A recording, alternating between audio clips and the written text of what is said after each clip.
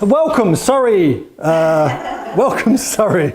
Really lovely that you came all this way. Thank you so much. And we settled down with a cup of tea and we got to know each other. So here is really where I do my thinking, my kind of sketching, and my vulnerability, my working out of things and things that don't quite make sense. So here usually I'm modelling in clay. This is the clay modelling space, and here you'll see clay bins full of what effectively are old sculptures. I like to use all my materials again and again and again. So everything I use really has history. The armatures, all that steel comes from old figures that I cut down and rebuilt. All the clay has come from old figures that have been broken down, re-soaked and turned into mulch. And that mulch, in the spring, seeds come out of it and things grow, and it's quite mushrooms come out of it and stuff, and creatures live in it. And then I come to what the hell am I going to make? And I decided that equally, like bronze, that the human form is something that, when I go to museums, I was in the British Museum yesterday, I immediately go to any figure made by any civilization. That is the thing I look at. And if I make a figure, I too buy into the history of figures.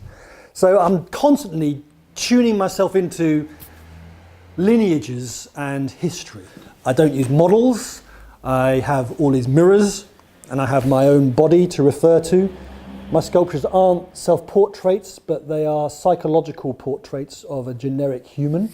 They are an everyman, or a type of everyman that basically I filter. And if I have honest feelings about me and what I'm doing, that there will be an audience somewhere along the line, because I'm basically just a typical human being with typical insecurities. So I don't worry too much about trying to speak for a whole mass. I think if I speak for myself, then an audience will find me because they have the feelings which I have as well, and all that stuff. So all those neurosis, all that kind of social, psychological issues that we all have, I kind of put into my work, knowing that there are people who are sharing these things with me, and that they are kind of a way of communicating.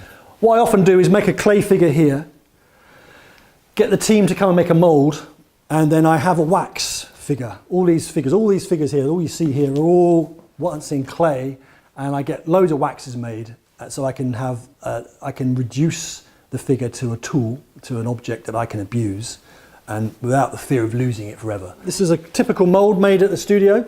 You'll probably recognise these, and these are rubbers, and they open up and you pour waxes into them, and so I have them here. So if I need a quick figure, I can melt down wax, quickly pour it in half an hour, a little figure stands there, and I can get on with the idea. So it's wonderful for me that I have all this moulding and facility around me. The bronze is a sealing agent for a whole load of strange materials that end up in these sculptures. Basically, if I understand that lost wax casting means that a sculpture goes in a kiln, in a mould, for a week, and burns out and dribbles away and turns into a vacant space which the bronze pours into, that if it's in a kiln for a week, anything combustible will burn out and turn to ash. So all this wood, all this grassy stuff, all this string and this rope, so long as it's combustible, will turn into bronze. So this is a classic example of me getting carried away. I wanted to, as you know, the plinth is a massive issue in life. What to do with sculptures, and plinth is always a haunting kind of problem. So I thought what I'll do is I'll make stick plinths out of this stuff. Stick plinths, and I'll tie a figure onto a stick plinth. So underneath here is a rodded plinth made out of hazel, and all stitched together with string. And then on it, I thought, well, I've got to get the figure. And now, how do I stand a figure on a wooden sticky plinth? Well, I thought, okay, I'll tie the feet on. So in there you'll see bound feet, all little bits of knots. I thought these will be lovely. All these knots will come out in bronze. It's going to be beautiful. And then the figure still wobbled, so I thought, I need some guy ropes. So I started to tie on guy ropes and tie them to the thing. And I thought, actually, hang on, this is interesting. This is very interesting. I'll just carry on tying. And I do lots of drawings like this, where the lines, like doodles, that carry on and on and on and on. And I thought, why not just carry on drawing? Why just draw with these lines? So I just thought I'll just go up the figure and just tie and tie and tie and secure this figure forever. So eventually I get up the body and I get to the head and I think, well, what happens? These are all the endings, so these are all the nerve endings of this figure. So I end up tying and pulling and tying and pulling and tying and pulling all day long. And it's lovely when you get into a process where you think, I'm just going to enjoy this for a half an hour to a day. Just enjoy the fact that I'm making something and going to see what happens. You know, I've got the time, I'll just do it. And I end up with a figure that, you know, suddenly speaks tells 1,000 stories depending on who is looking at it. And it says something to me. I know why I did it, I know why I made it, but anyone that comes here will have a different response to it. And I like that. The string becomes a very interesting kind of psychological trope, really. It's kind of fraught. It's almost like a tuning. It's like the catgut. It's like a piano strings, guitar strings. It's like guy ropes. It's like tendons. It's like nervous systems. It's like vascular systems. Kind of, for me, speaks in many, many ways. Almost about the human condition. It's almost like a body stripped bare. It's like the information that's travelling through a body. And it's very emotional, kind of a skinned man almost, like a metaphor for a skinned man. And so as an emotional kind of kickback, I think, I must start covering things up. I must start to build again. And then I had this kind of subconscious building of form. It's always a form that's built. It's not a pattern, it's a form. Why don't I just do that in 3 dimensions? So I get the bandsaw in and I start to just cut tiles, and then underneath here is the first one. This was only done about 2 weeks ago. A figure exists. This figure exists. So I thought, well, why don't I just cover him up and just see what happens when I start covering up this figure? So to kind of give the body a house again, and it's about accretion, about building, but you're cladding a figure.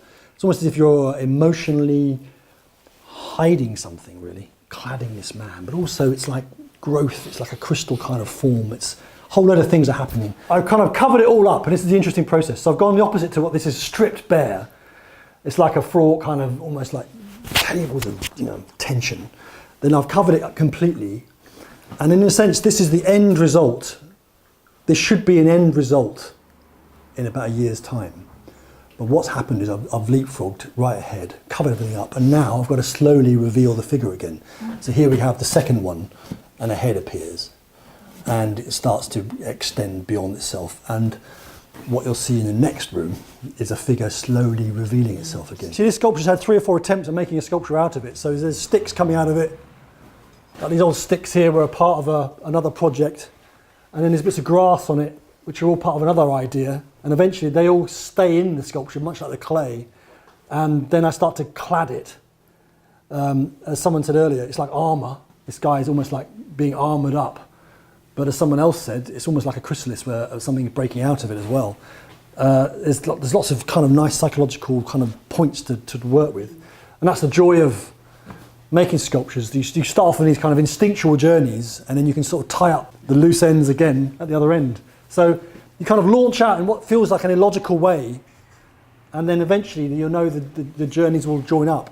In an unformed world, in a world that's not quite understanding what it's doing, I've kind of given you an illustration of how I think, really.